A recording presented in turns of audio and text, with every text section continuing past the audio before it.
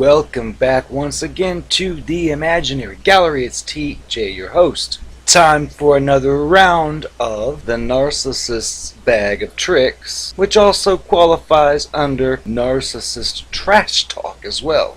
This is a PEP Talk for those of you who may have gotten involved with a Cluster B creature. Tonight we'll be discussing one particular phrase of which is common among the Cluster B monsters. This phrase, which I'll state in a moment, typically comes at a time when you've been around your creature for quite a while. It's made itself a fixture in your life. You've been with it daily and or hear from it daily, hourly, half-hourly, with text messages, phone calls, attention. This has been going on for a while, and you finally uncovered a piece of filth that doesn't sit well with you, and you've attempted to bring it up on numerous occasions, and you've noticed these things going on repeatedly. You've made an educated guess to assess what's going on, and the phrase that you've heard was one of their favorites. Quote, "You made that all up in your head." The reason I'm bringing up this phrase is because it's actually quite comical if you think about it, because what it represents is one of the hallmark, keystone elements of the Cluster B creature, which is their technique or their bag of trick item called projection. Yes, that's right. So let's take a realistic view. The narcissist creature, or other Cluster B variety, lives in a fantasy world. So you could meet such a creature, and let's say that you have a little bit more education than this creature, you make a little bit more money than this creature, you have a few more friends than this creature, or any number of things. In this twisted mind of the creature, it owes you one. It needs to pay you back for this. These are not things that you'll typically hear discussed from a person, but accept the fact it's there. So, for example, you make more money than it does, and it holds that against you. But of course, to your face, it would never say such a thing. Instead, it does its evil, sneaking, cheating, lying, manipulating, all the above. And it feels justified deep inside because of any number of those things I just listed. Sounds shallow and superficial? Well, bingo, that's what you're dealing with. Typically, they don't show this side to people because they go through their entire life acting, covering up the truth because the truth is too ugly for anyone to accept. They fake it for their targets. But if you think about this rationally, it's jealous of you because you have more education, for example. Well, that's twisted. That has nothing to do with it. That is something it made up in its head, along with its feeling of entitlement that it deserves whatever it wants, and the fact that you have something better than it does is motivation for it to do what it does, covertly, of course, in private, but it's based on an idea that is made up in their head. Your education level or income level has nothing to do with this creature you didn't even know a few years ago. But in its twisted mind, it's making up in its head that it owes you. It has to pay you back because of any number of crap things that I just listed. Let's then compare to you. You are a rational person that uses logic in a logical manner. You are observant. You're intelligent. When you're involved with such a creature, you have observations, because one of their flaws is they want to spend every waking moment with you, not realizing, of course, by doing this, they're opening the door for you to see more of their sickness because you're surrounded by it nonstop. That works against them, but they don't seem to think about that. They just want to make sure that you're not with anybody else, so they will try to claim every free moment of your life. But still, in your situation, you have noticed Detail A, Detail B, Detail C. You've noticed a change in its behavior. Let's say it always used to come home at 9 o'clock every night, but all of a sudden it starts coming home at 3 o'clock in the morning, 4 o'clock in the morning, or doesn't come home at all. Well, those are changes, and you're noticing them. Well, the problem is with these creatures, they love to use that line, "You've made that all up in your head," or some variation of it. It typically comes once you have taken the time to use your brain power, put two and two together, and come up with a realistic hypothesis, and you've stated, look, I think you're interested in that lady at the grocery store. You go there every night, you haven't been coming home, and you list A, B, C, D all the way through. Plus, that night I saw you, you didn't think I was there at the store, and I watched you, the way you looked at her. It was romantic. And then later you claimed it was all nothing, and that I was seeing things. All these little pieces are you becoming that detective, which is the clear sign you're dealing with a cluster B monster. But you've become the detective, you've put the pieces together, and they make a logical portrait of sickness, illness, evil. Yet when you confront the creature and say, this is what I think is happening, and you list the things, that's when you'll hear, oh, you've made all that up in your head. Never mind if you've seen certain things that shouldn't be happening. Never mind if you've heard from reliable sources that things are happening that shouldn't be happening. And it can be very difficult, and I'm here to tell you, you're not crazy. It is. It is projecting onto you what it does by telling you that you're making stuff up in your head, because the truth is you're not making up anything in your head. Making up something in your head would just be some random thing like, oh, I think you might be a unicorn.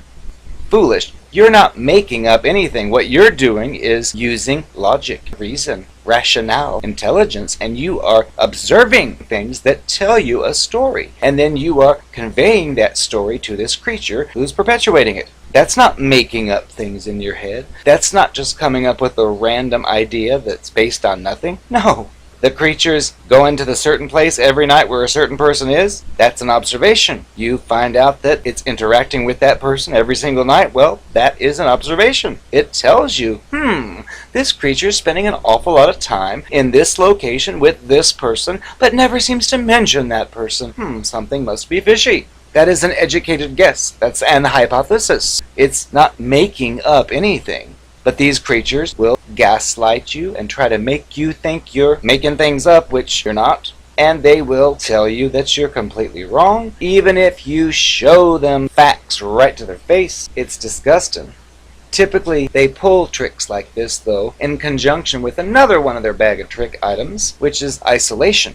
You see, if it is your primary focus and you spend a majority of your social time with this person, it's just like a thing between you two. If you were to go outside of it and say, Mom, yeah, I'm dating this person and this happened and I think this and I think that, well, Mom's not going to get it because Mom isn't there with you daily experiencing it. To Mom, it's just a story that someone's telling and she could spin it any way she chooses. Isolation. If you're with this person a majority of the time, then you're not really in reality either, and they're pulling you into their sick labyrinth, and that's their goal. If you have family and friends you like to spend time with, they many times will try to keep you from doing that. Or they'll try to manipulate the other people, or both. They want you isolated, so you only have them to defer to. If you're concerned about something, and you bring it up to that creature, if what you're stating goes against its agenda, you'll be told, oh, you're completely wrong. Never mind the love-bombing creature in the beginning, when any concern you had was immediately addressed and solved. Oh, those days are gone. Instead, it's, oh, you're wrong. Oh, you're imagining things. Oh, you've made that up in your head. Even though I used to come home every night at 9 o'clock, but now I don't. I'm at the same place with the same person every night. Oh, but that doesn't mean anything. They're playing a game with you. Keep in mind, the purpose of this video is just to let you know that in this situation, you're on your own. You can't defer to this creature and expect to get anywhere. In fact, you could say, honey, come here, I know what you're doing. Watch this video, and you could play this very video, and guess what would happen? It would be instantly discredited. Oh, he's crazy. Oh, he doesn't know what he's talking about. Oh, for every video he made saying that, there's another one saying the opposite, or whatever nonsense it says. So this is something you have to do on your own. You're not crazy. Remember, you're accurate. You're right. You know what's going on. It's just you're not getting the validation you need, and if you're exposed to that kind of treatment repeatedly, you can start to doubt your own perceptions, or you can discount your own perceptions in favor of this sickening creature. Don't let it happen. And remember, keep this to yourself. Just use it as a personal growth system, and hopefully realize what you're dealing with if you're dealing with such a creature, and if you are, get rid of it.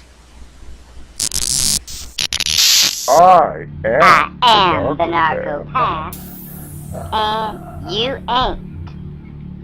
So don't even try.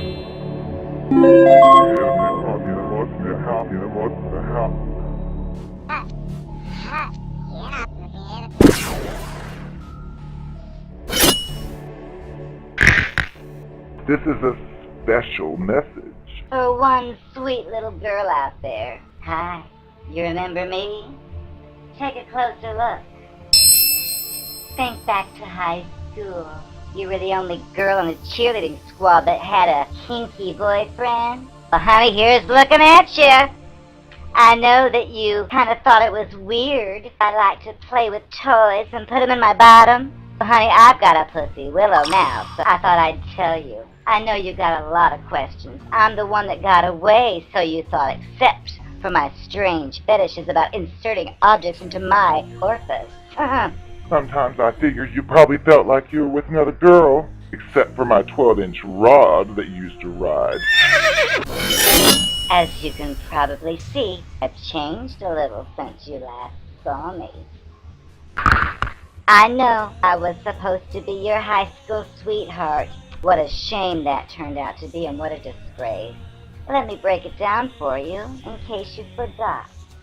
When we dated, I grew up in a very Christian household. I was attracted to your brother the entire time that we dated. In fact, that's one of the reasons why I chose you, because if I would go to your house regularly, I could take a look at your brother regularly and fantasize that I was with him when I was with you. As far as my obsession with inserting things into my parts, I'm sorry if that embarrassed you. You were probably humiliated.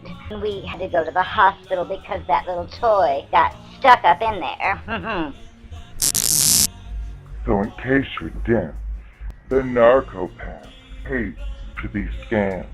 Now, I can do the scams, but nobody else is going to do it to me. Or they're going to pay. I don't like censorship. Nor do I think that any of the content that I could ever possibly place on a platform such as YouTube Could be anything near as racy as those shows on television with profanity and sex, violence, and everything else on that goddamn list that YouTube is claiming makes things advertiser-friendly. Well, honey, if that's true, then I would expect to see Mary Poppins on television all day and all night. Nothing else, because anything else is not advertiser-friendly. But this is a revolution.